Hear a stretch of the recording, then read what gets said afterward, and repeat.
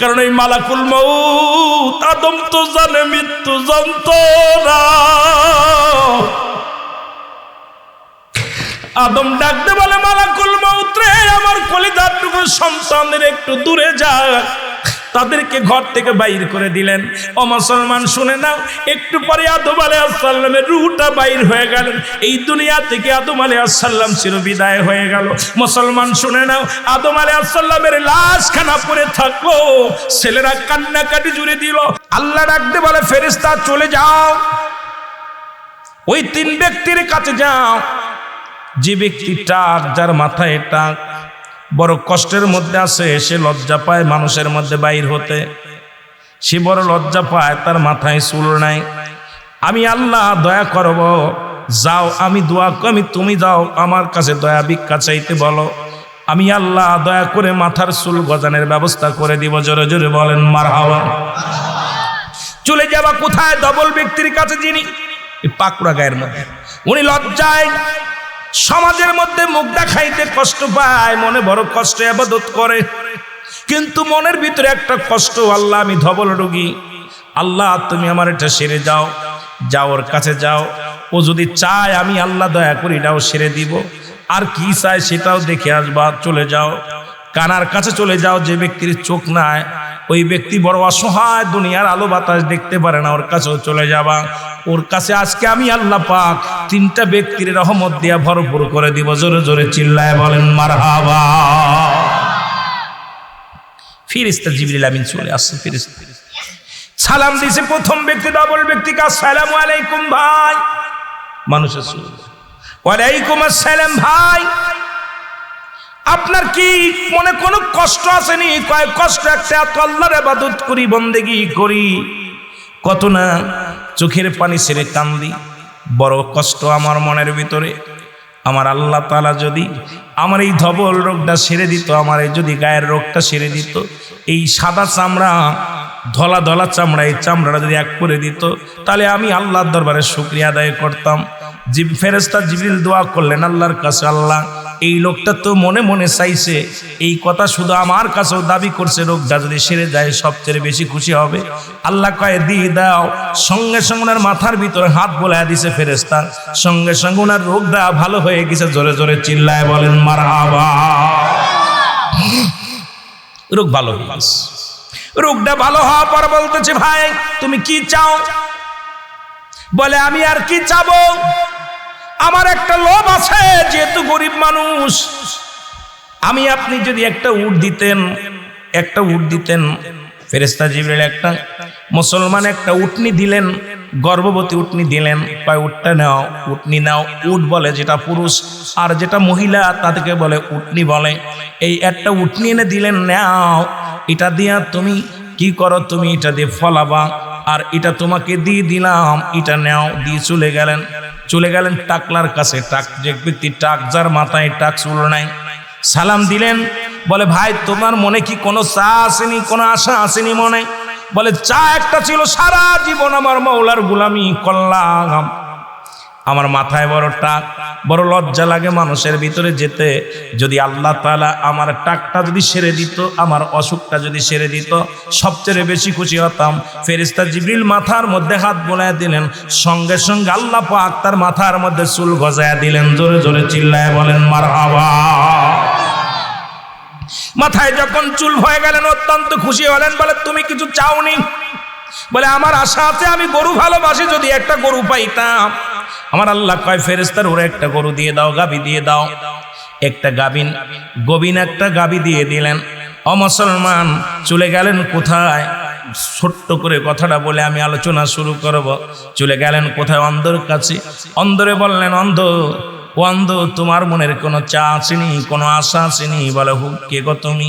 সবচেয়ে বড় চা, আল্লাহ যদি আমার চক্ষু দুটো ভালো করে দিত, ওই আল্লাহর দরবারে সারা জীবন প্রশংসা করতাম, আমার আল্লাহর শুকরিয়া আদায় করতাম, যদি চক্ষু দুটো ভালো হয়ে যেত। জিবরিল ফেরেশতা জিবরিল আমিন যখন হাতটা দিছেন, সঙ্গে সঙ্গে চোখ দুটি ভালো হয়ে গেছে। বলে ভালো হওয়ার পর শুকরিয়া আদায় করে, আপনার কোনো আশা আসেনি? আশা একটা আছে, আমি বকরি ভালোবাসি, আমার মাওলা যদি কিছু বকরি দিত তাহলে কতই না ভালো হতো। ফেরেশতা জিবরিল আমিন ওনাকে একটা বকরি দিলেন। জোরে জোরে চিল্লায় বলো মারহাবা। কয়েক মাস পরে অনেক বৃদ্ধি হলো, বকরি বাড়লো, উট বাড়লো, গরু বাড়লো। আমার আল্লাহ কয় ফেরেশতারা যাও একটু পরীক্ষা নাও। পরীক্ষা নিতে আসলেন। প্রথম ব্যক্তির কাছে ফেরেশতা জিবরিল আসলেন, সালাম বিনিময় করে বলে, ভাই আমি গরিব মানুষ, পথিক মানুষ, তুমি তো আগে ছিলে ধবল রুগী ছিলে, আল্লাহ তোমারে দয়া করছে, তোমার অনেকগুলো উট আছে, আমাকে একটা উট দাও, আমি পথিক মানুষ, খরচ করে আমি পথ হারিয়ে ফেলেছি, একটু যাব। কয় তোমার কে বলছে আমি ধবল রোগী ছিলাম? আমার কোনো রোগ টোক ছিল না, আর এগুলা আমার ওই না বাপদাদার সম্পদ, এইগুলো যা উট দেখছো সবগুলো আমার ওই বাপদাদার থেকে পেয়েছি, এটা কেউ দান করে নাই। অস্বীকার করলেন, দিলেন তো দিলেনই না, আর অস্বীকার করলেন। উনি বললেন, ভাই আল্লাহ তাআলা আপনাকে দয়া করেছে, আপনাকে এত বড় রোগ থেকে আল্লাহ শেফা করেছে, উট নিয়েও আল্লাহ দান করেছিল, আপনি অস্বীকার করেন। কয় হ্যাঁ, এটা তুমি মিথ্যা বলেছো, আমারে কেউ কিছু দেন নাই, এটা আমার বাপদাদা থেকে পেয়েছি। জোরে জোরে চিল্লা বলা যাবে না আল্লাহু আকবার। আমার ভাইয়েরা, আমার বন্ধুরা, আমার গভীর মনোযোগ। মানুষ অকৃতজ্ঞতা কেমনে করে একটু বুঝালাম। এমনি আর ঘটনাটা হাদিস করে আসে নাই, এমনি আর ঘটনাটা বর্তমান কবিরা বলে নাই, কিন্তু এগুলো তো উঠে যায়, সিলেবাস থেকে উঠে গেছে। এখন শুধু সিলেবাসের মধ্যে আসতেছে শরীফ থেকে শরীফা কেমনে হয়, এইগুলো নিয়ে মানুষ ব্যস্ত আছে। জোরে বলেন ঠিক কিনা? মানুষকে কেমনে পশু বানানো যায়। আগে বানর ছিল, এখন মানুষ হচ্ছে। কত নিম্ন কাতারে মানুষের ব্রেনটা ওয়াশ করা হয়। মানুষকে, সরল প্রাণ মানুষদেরকে আজকে পৃথিবীর মধ্যে নোংরা বানানোর পায় তারা চলতেছে। কারণ শিক্ষানীতির অবস্থা এত ভয়ঙ্কর অবস্থানে দাঁড়াইছে, যেখানে কোরআনের জ্ঞান নাই, হাদিসের জ্ঞান নাই। এবার চলে গেলেন টাকার কাছে, যার টাক ছিল। ফেরেশতা জিবরিল আমিন এসে বলে, ভাই আপনার তো অনেক গরু, মাঠ ভরা গরু, অনেক গরু, আল্লাহ আপনাকে অনেক দিছে, আপনি ছিলেন টাক, আপনার মাথায় চুল ছিল না, আল্লাহ আপনাকে চুল দিছে। একটা গাভী উদান করেছিল আমার আল্লাহ, তার থেকে অনেক গাভী হয়েছে, আপনি আমাকে একটা গাভী দেন, আমার গরিব মানুষ, আমার প্রয়োজন। বললেন না, আমারে কেউ দান করে না, আর আমি জীবনেও টাকলা ছিলাম না, আমার চুল ছোট্টবেলা থেকে। সুতরাং অস্বীকার করে মানুষ, কারণ অতীত যারা ভুলে যায় এদের মতো নাফরমান মানুষ নাই। বর্তমান পায়া বর্তমান, আরেক অতীতকে যারা অস্বীকার করে এদের মতো অপদার্থ মানুষ আর দুনিয়ার মধ্যে নাই। আমি কি ছিলাম, কি হয়েছি, আর কি হবে, এই চিন্তা যাদের মধ্যে নাই, এই সমস্ত মুনাফিক দ্বারা ইসলামের কোনোদিন উপকারে আসতে পারে না। জোরে বলেন ঠিক কিনা? চলে গেলেন কোথায়? কানার কাছে। কানাকে সালাম দিয়ে বলে, ভাই আপনার তো দুটি চোখ কানা ছিল। বলে, হ্যাঁ, আল্লাহ তাআলা আমার চোখ দুটি একজন দরবেশের খাতির আল্লাহ ভালো করে দিছে। শুধু ভালো করে না, আমাকে একটা বকরি দিয়েছিল, তার থেকে আজকে ছাগলের পাল, অনেক পাল হয়েছে। আমার একটা দেওয়া, কয় একটা নয়, দুটি নয়, আপনার যতগুলো লাগে, যে তো আল্লাহ আমারে দান করেছে, এটা আল্লাহ আমারে দান করেছে, আল্লাহ আমারে দিয়েছিল। আমি চক্ষু ছিল না, চক্ষু দুটি আল্লাহ আমারে দান করেছে, সুতরাং যতগুলো লাগে ততগুলো নিয়ে যাও। ফেরেশতা কয়, ভাই আমি কোনো মানুষ নয়, কোনো গরিব নয়, আমি সেই ফেরেশতা যে ফেরেশতা আপনাদের জন্য দোয়া করেছিলাম, আল্লাহ পাঠাইল পরীক্ষা করতে। আজকে আমি ওই দুজনের কাছে গেলাম, আপনার ওই দুই বন্ধুর কাছে গেলাম, তারা আমার অস্বীকার করেছে, আল্লাহর নিয়ামত স্বীকার করেছে। এখন বান্দা শুনে নাও, আপনি স্বীকার করেছেন, আপনার বকরি দেওয়া লাগবো না, আল্লাহ আপনার উপরে রহমত দান করুক। জোরে জোরে চিল্লায় বলেন মারহাবা। আর একটু জোরে জোরে চিল্লায় বলা যাবে না আল্লাহু আকবার। আমি মালাকুল মউত আপনার কাছে আসছি, আপনার জানটা নেওয়ার জন্য আমার আল্লাহ হুকুম দিছে। এখন আপনি বলেন, আপনি কখন যেতে চান? আমার আল্লাহ বলছে, আপনি যখন যেতে চান তখনই নেওয়া লাগবে। আদম নবী কয়, ও আজরাইল, আমাকে যে নিয়ে যাবি, আমি জান্নাতের মধ্যে অনেক ফল খাতাম, জান্নাতের মধ্যে অনেক ফুলগুলো দেখতাম, জান্নাতের নিয়ামতগুলো পাইতাম, আজকে সেই ঘিরানটা আমার মনে আসতেছে, অনেক মনে জাগতেছে। আদম আলাইহিস সালাম বলে, আজরাইল, আমার রূহটা তুমি নিয়ে যাবেন। বলে, জি, আপনার রূহ দেহটা নেওয়ার জন্য আল্লাহ পাক হুকুম দিয়েছে। আদম আলাইহিস সালাম বলে একটু সময় দাও আমারে, আমার ছেলেদেরকে ডাক দে, বলে ছেলেরা রে তোমরা কে কোথায় আছো? আমি তোমার বাবা আদম, আমার পরাণে ফল খাইতে চাই, জান্নাতি ফল খেতে চাই, কারণ আমি মারা যাব, আমি দুনিয়া থেকে চলে যাব, আমার মন চায় ওই জান্নাতের মধ্যে নেওয়া খেয়েছিলাম, জান্নাতের মধ্যে অনেক ফল খেয়েছিলাম, আমার মন চায় একটু ফল খাইতে। আদমের সন্তানেরা ফলের সন্ধানে বাইর হয়ে গেলেন। শীষ আলাইহিস সালাম এসে ডাকতে বলে আল্লাহর নবী আদম আলাইহিস সালাম, আপনি পৃথিবীর মধ্যে প্রথম মানুষ, নবী হিসেবেও প্রথম, তবে আদম নবীর আগেও কিন্তু আমার নবী রাহমাতুল লিল আলামিন মুসলমান কিন্তু শরীয়তে আদম আলাইহিস সালামকে আগে পাঠাইছে দুনিয়ার মধ্যে। শীষ আলাইহিস সালাম ডাকতে বলে আব্বা জান, আপনিও নবী, আপনি আল্লাহর পয়গম্বর আর প্রথম নবী, প্রথম মানব, যেহেতু দুনিয়ার মধ্যে আপনি আল্লাহর কাছে চাইতে দেরি, আমার আল্লাহ দিতে দেরি না, আপনি চান। আদম আলাইহিস সালাম বলে আমি ভুল করেছিলাম, ওই জান্নাতের মধ্যে অনেক আরামে এসেছিলাম, একটা ভুল করার কারণে আমি আদম বিতাড়িত হয়েছি, কোন মুখ নিয়ে আমি আল্লাহর কাছে চাইব জান্নাতি ফল? তুমি চাও বাবা শীষ, তুমি চাও। শীষ আলাইহিস সালামকে বললেন বাবা শীষ রে, যতগুলো সন্তান আমার আল্লাহ দিয়েছে তার মধ্যে একমাত্র নবুয়তি আমি তোমারে দান করেছি, সুতরাং তুমি আমার আল্লাহর কাছে অনেক প্রিয়, তুমি চাইলে আমার আল্লাহ দিবে। শীষ আলাইহিস সালাম চাইলেন আমার আল্লাহ, আমার আব্বা জান আল্লাহ শুনে নেন, যেহেতু একটা সন্তানের কাছে বাবার হলো 14টা হক, এই 14টা হকের মধ্যে 7টা হলো জীবিত থাকতে, 7টা হলো মৃত্যুর পরে, সুতরাং বাবাকে খুশি রাখার জন্য, বাবার ওই মনের চাহিদা মেটানোর জন্য আদম আলাইহিস সালামের সন্তান শীষ আলাইহিস সালাম দুটি হাত উঠায় দিলেন আল্লাহর দরবারে, আমার আল্লাহ তুমি আমার বাবাকে তুমি জান্নাত থেকে ফল পাঠায়া দাও। আল্লাহ বলে এই আমার শীষ আজকে হাত উঠাইছে আমার দরবারে, আমার আদম আজকে ফল খাবে, যাও জান্নাতের মধ্যে জিবরিল আমিন যাও ফল নিয়ে যাও, ওই নেওয়া ফল নিয়ে যাও, অন্যান্য ফলগুলো ঝাঁকা ভরে বেশি করে আমার আদমের কাছে নিয়ে যাও, আমার আদম অনেকদিন জান্নাতি ফল খায় না, আমার আদমরে আমি জান্নাতি ফল খাওয়াবো, জোরে জোরে বলো মারহাবা।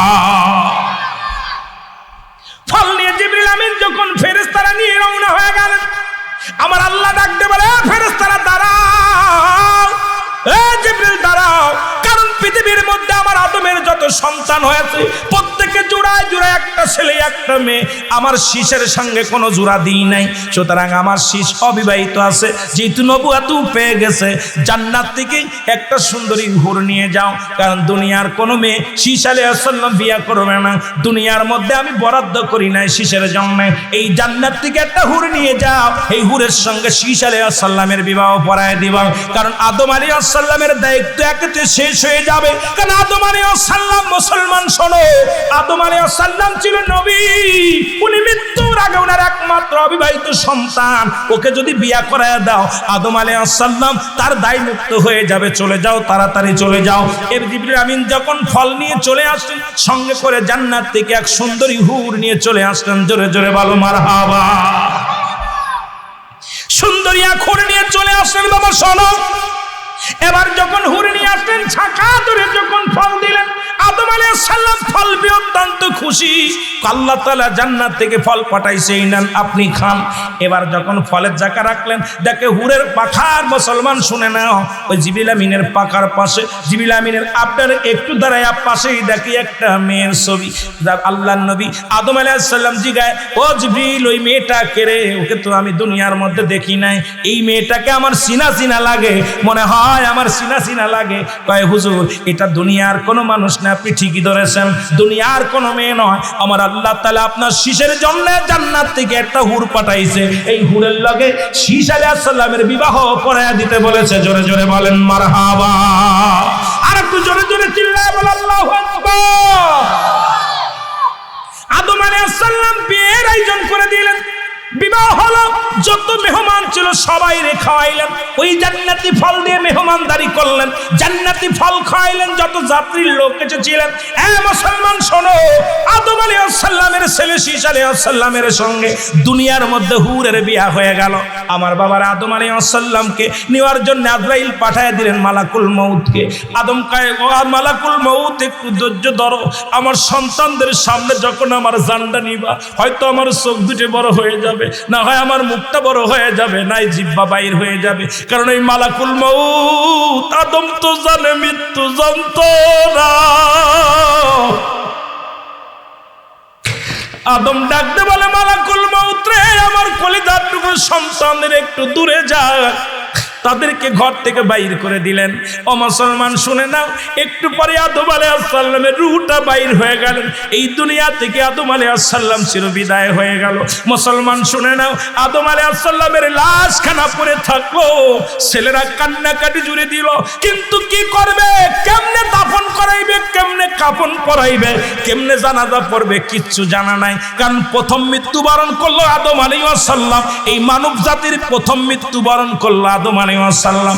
এখন আপনাদের প্রশ্ন থাকতে পারে, ভাইজান আদমের ছেলে তো আগে মারা গেছে। হ্যাঁ গেছে, ওই হাবিল কাবিলের ঝগড়া আপনারা সবাই জানেন। ওই দৃশ্য তো আর আদমের ছেলেরা জানে না। কেমনে মাটি দিয়েছিল, কেমনে তার দাফন করেছিল, কেমনে তার কবর খুঁড়েছিল, কেউ তো জানে না। কিন্তু আদমের বংশের মধ্যে প্রথম মৃত্যুবরণ করলেন আদম আলাইহিস সালাম।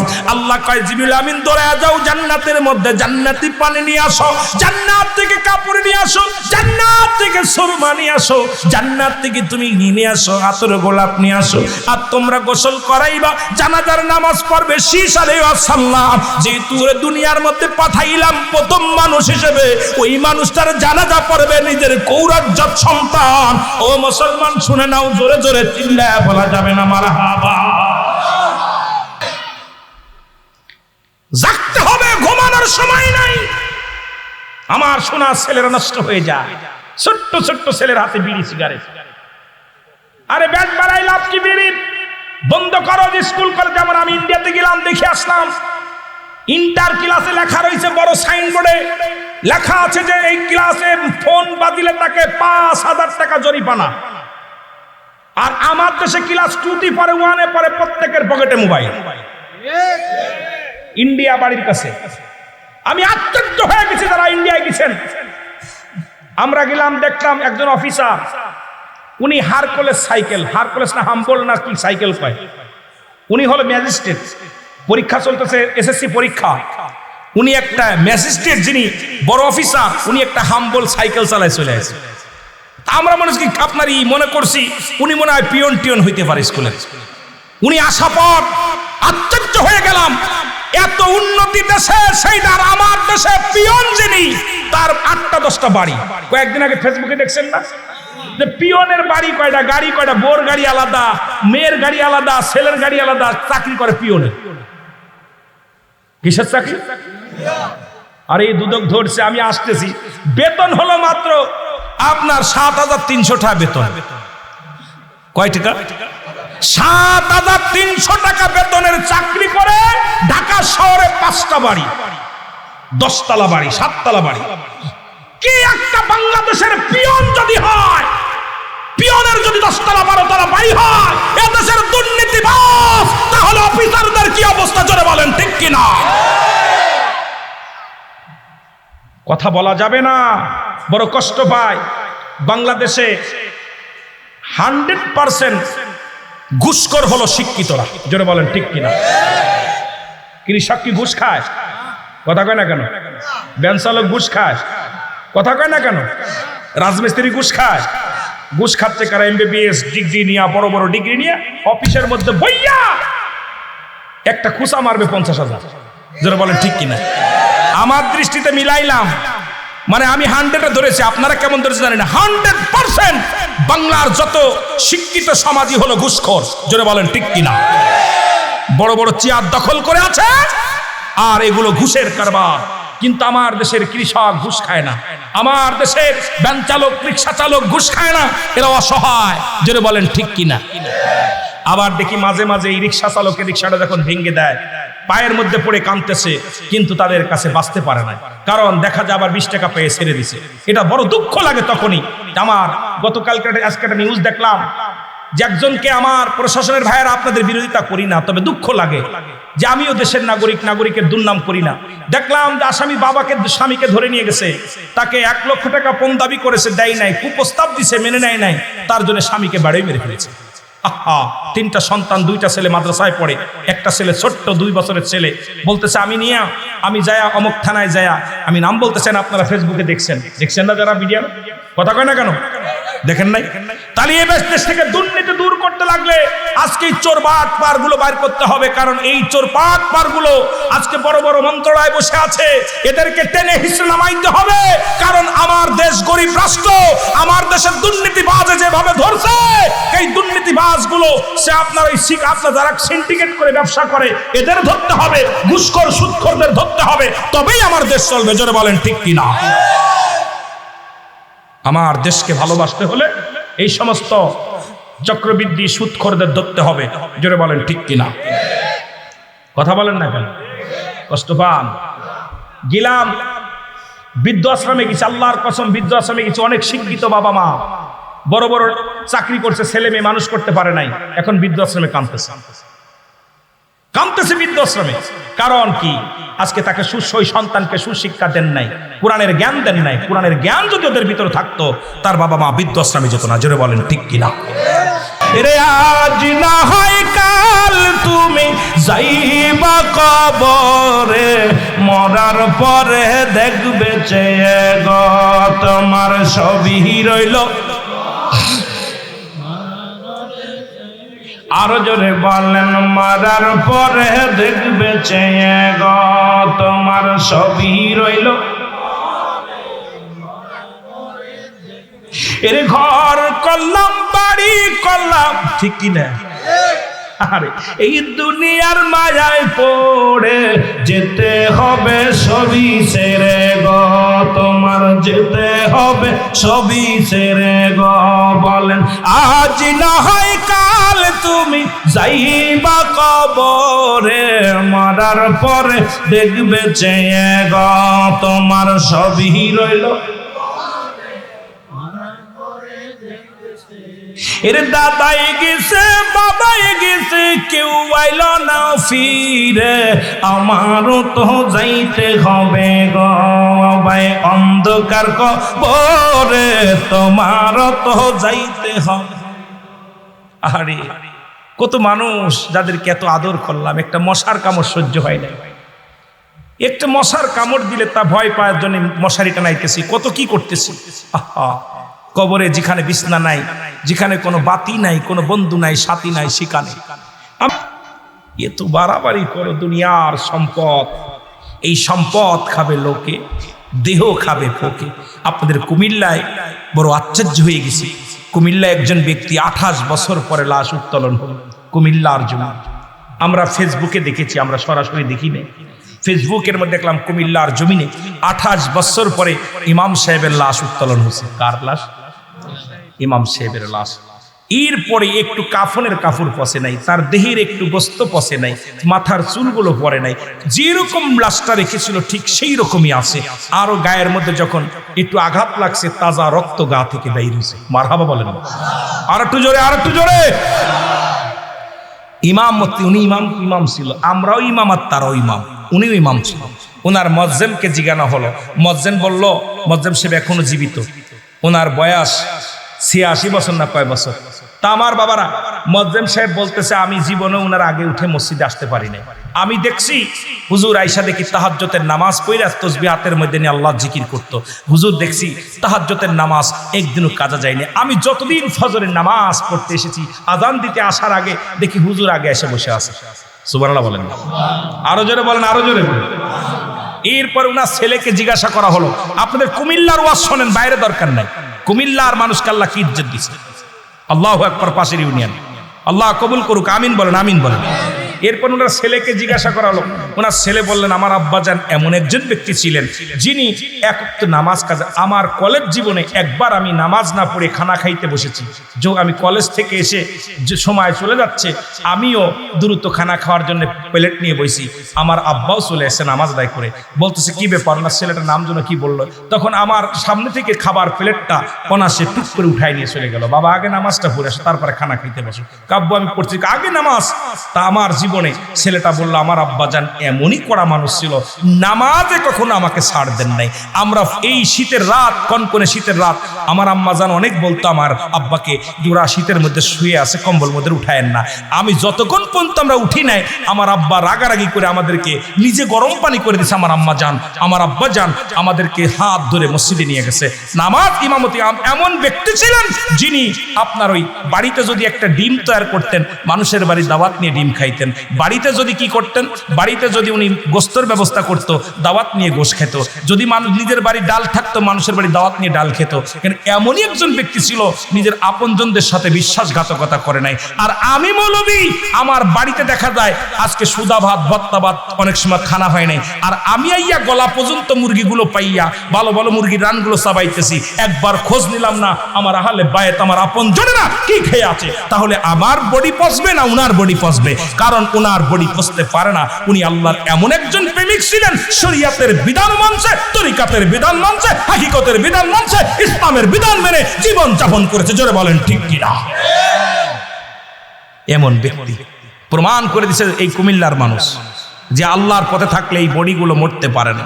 আল্লাহর পাগলগুলো বডি পোকে খাওয়ার, মাটিতে খাওয়ার, আর আমাদের বডি কবরে গেলে একদম পোকা মাকড় আইয়া এমন কামড় শুরু করবে, হারাম খাইতে খাইতে বডিটাকে নাপাক করে ফেলেছি। জোরে বলেন আল্লাহ তুমি আমাদেরকে হেফাজত করো। জোরে বলেন আমিন।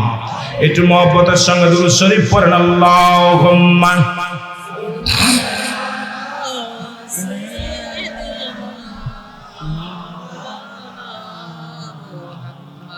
ওয়ালা আলি সাইয়্যিদিনা।